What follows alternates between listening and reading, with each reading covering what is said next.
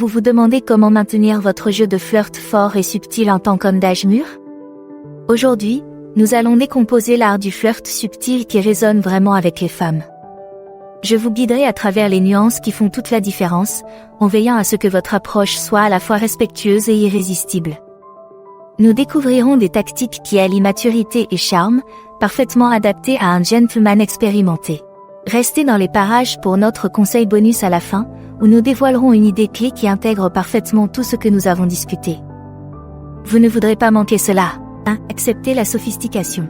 Accepter la sophistication en tant qu'homme plus âgé, c'est comme débloquer un niveau secret dans le jeu de la vie où votre âge et votre expérience sont vos super pouvoirs. Il ne s'agit pas de s'effacer, mais de se démarquer pour toutes les bonnes raisons. Vos années d'expérience vous ont apporté des histoires, des idées et des connaissances qui peuvent rendre les conversations infiniment plus intéressantes. Utilisez-les comme outils pour engager et captiver. En matière de style, l'objectif est l'élégance et la classe. Oubliez les dernières tendances destinées aux jeunes. Optez pour des pièces intemporelles qui témoignent de votre maturité et de votre assurance. Un costume bien taillé, une montre classique et des chaussures de qualité ne sont pas de simples vêtements, ce sont des déclarations sur votre personnalité. Ils indiquent au monde que vous connaissez votre valeur et que vous êtes à l'aise dans votre peau. Et voici un conseil, habillez-vous toujours en fonction de l'occasion. Qu'il s'agisse d'un rendez-vous décontracté autour d'un café ou d'un dîner officiel, le fait de se présenter dans une tenue adaptée à l'événement témoigne du respect que vous avez pour vous-même et pour les personnes avec lesquelles vous êtes en contact. Laissez votre parcours de vie se refléter dans vos interactions et votre apparence. La frontière est ténue entre le fait d'être fréquentable et celui d'être distingué. Franchissez cette ligne avec l'assurance de quelqu'un qui en a vu d'autres et qui sait exactement comment naviguer sur les eaux de la vie avec grâce. Il ne s'agit pas seulement de faire une impression, mais de laisser un impact durable. 2. Le pouvoir de l'esprit. Une blague ou une taquinerie bien sentie peut faire des merveilles, en coupant court à la gêne initiale et en illuminant la conversation. Il s'agit de mettre en valeur votre intelligence et votre sens de l'humour sans donner l'impression d'en faire trop. Considérez l'esprit comme une danse verbale, dans laquelle vous menez la danse avec assurance tout en restant à l'écoute du rythme du dialogue. Incorporer des taquineries et des blagues légères demande un peu de finesse. Il ne s'agit pas de se moquer ou de se rabaisser, mais plutôt de trouver les moments où l'humour peut ajouter de l'éclat à votre interaction. Par exemple, si elle mentionne un passe-temps excentrique, demandez-lui avec humour si c'est le secret de son charme. C'est un compliment enrobé d'une blague, qui montre que vous êtes attentif tout en maintenant l'ambiance. N'oubliez pas que la clé réside dans la personnalisation. Adaptez votre humour à la conversation et à la personne avec laquelle vous êtes. Ce qui fonctionne avec une personne peut ne pas fonctionner avec une autre. Soyez attentif à la façon dont elle réagit aux différents types d'humour et adaptez-vous en conséquence. Si elle rit et vous rend l'appareil, vous êtes sur la bonne voie. Surtout, faites en sorte que votre humour soit un pont et non une barrière. Utilisez-le pour révéler des éléments de votre personnalité et invitez-la à faire de même. L'humour, lorsqu'il est utilisé de manière réfléchie, peut créer une connexion à la fois excitante et authentique. Il ne s'agit pas seulement de la faire rire, mais de lui donner le sentiment d'être vu et apprécié, tout en profitant de la danse du dialogue. 3. Maîtriser l'art de l'écoute. Maîtriser l'art de l'écoute, c'est comme découvrir l'ingrédient secret qui transforme les bonnes conversations en grandes conversations. Il ne s'agit pas seulement d'entendre les mots, mais de montrer un intérêt sincère pour ce que l'autre personne a à dire. Cette approche fait de la conversation non pas un simple échange de mots, mais une interaction significative qui peut forger des liens plus profonds. Écouter véritablement, c'est se concentrer entièrement sur l'autre personne, en mettant de côté ses pensées et ses réponses jusqu'à ce qu'elle ait fini de parler. Il s'agit de s'engager dans son histoire, de poser des questions réfléchies qui l'encouragent à en dire plus. Par exemple, s'il parle d'un voyage récent, demandez-lui ce qui l'a le plus enthousiasmé dans cet endroit. Vous montrez ainsi que vous ne vous contentez pas d'écouter, mais que vous vous intéressez également à leurs expériences et à leurs sentiments. L'écoute active implique également de prêter attention aux signaux non-verbaux. Un hochement de tête, un sourire ou un regard surpris peuvent indiquer que vous êtes pleinement présent dans la conversation. Ce sont ces petits gestes qui disent « J'apprécie ce que vous partagez avec moi ». N'oubliez pas que l'objectif est de faire en sorte que la conversation porte sur l'autre personne, qu'elle se sente valorisée et comprise. Il ne s'agit pas d'attendre son tour pour parler, mais de créer un espace où l'autre se sent à l'aise et désireux de s'ouvrir. En mettant en pratique ces techniques d'écoute active, vous montrez non seulement que vous respectez le point de vue de l'autre personne, mais vous cultivez également un rapport basé sur un intérêt sincère et un respect mutuel.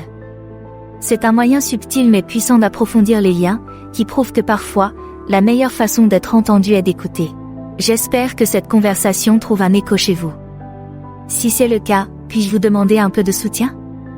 Un simple like, un commentaire ou un clic sur le bouton « S'abonner » font beaucoup de bien. Je vous remercie. 4. Cultiver les signaux non-verbaux. Le langage corporel, le contact visuel et les gestes subtils peuvent communiquer votre intérêt et votre attention avec plus de force que les mots. Il s'agit de l'art de montrer que vous êtes engagé et présent, sans empiéter sur l'espace de l'autre personne. Une stratégie simple mais efficace consiste à maintenir un contact visuel approprié.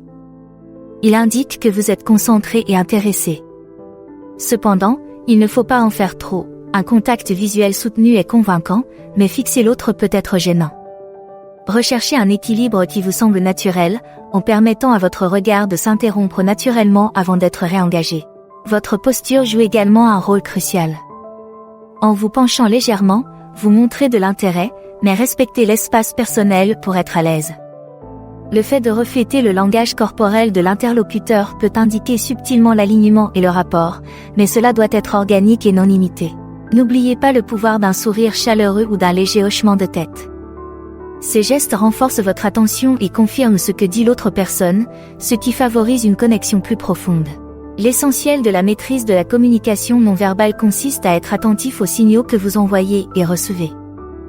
Il s'agit de créer un espace confortable où l'intrigue et l'intérêt peuvent s'épanouir naturellement. En prêtant attention à ces signaux silencieux, vous ne faites pas que participer à une conversation, vous l'enrichissez de couches de compréhension et d'empathie.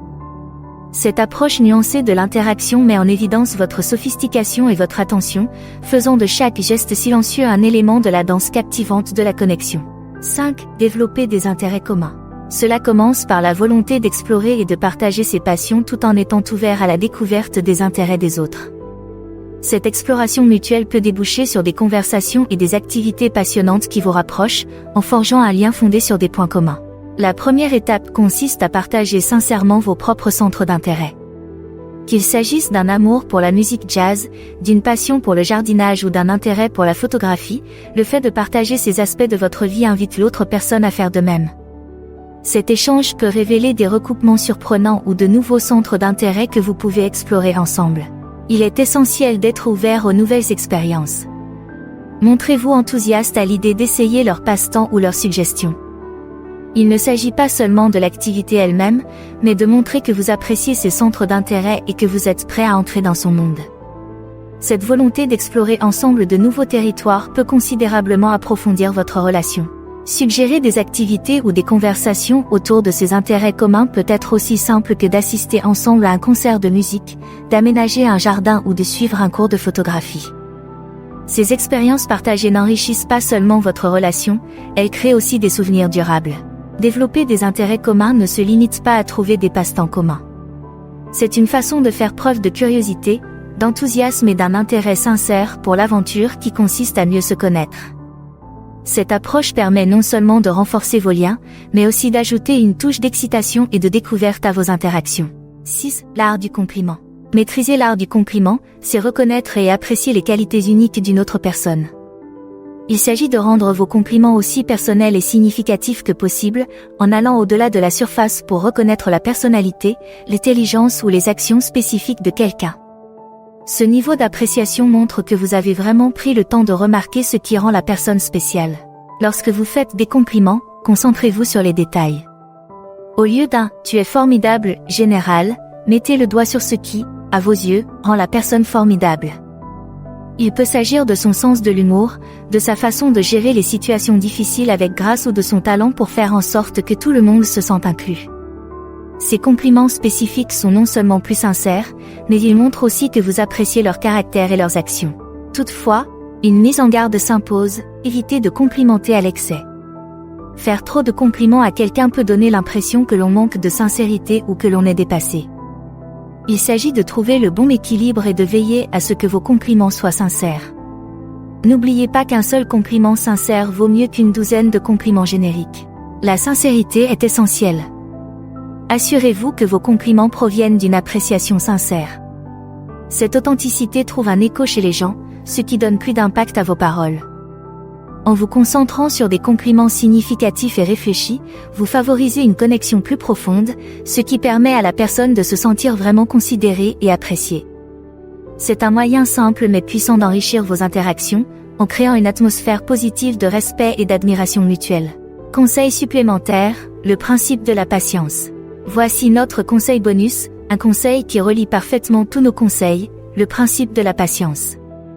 Dans le monde de l'attraction et de la connexion, la patience n'est pas seulement une vertu, c'est une nécessité. Si vous précipitez le processus, vous risquez d'avoir des interactions forcées et des relations superficielles. N'oubliez pas que les liens authentiques se développent au fil du temps, et non du jour au lendemain. La patience vous permet de savourer chaque étape de la rencontre. Il s'agit d'apprécier le voyage, avec tous ses tours et détours, plutôt que de courir vers une destination. Cette approche permet non seulement de relâcher la pression, mais aussi d'ouvrir un espace où les sentiments authentiques peuvent se développer. C'est dans ces moments sans hâte que l'on trouve des rires sincères, des secrets partagés et une compréhension mutuelle. La subtilité et la patience sont essentielles. Elles montrent que vous respectez le rythme naturel auquel évolue une relation. Il s'agit de laisser les choses se dérouler en leur temps, de montrer de l'intérêt sans submerger l'autre personne. Cette patience indique que vous privilégiez la qualité à la rapidité, et la profondeur à l'étendue. Prenez donc votre temps. Laissez les conversations et les expériences partagées approfondir naturellement votre lien. Les liens les plus forts sont souvent ceux qui ont pris du temps à se construire. En faisant preuve de patience, vous ne vous contentez pas d'attendre, vous investissez dans les fondations d'une relation durable. Appréciez le processus et laissez-vous surprendre par la destination. Maintenant que vous connaissez ces conseils de flirt subtil, quelle est la prochaine étape pour vous? Pour en savoir plus, choisissez l'une des options à l'écran.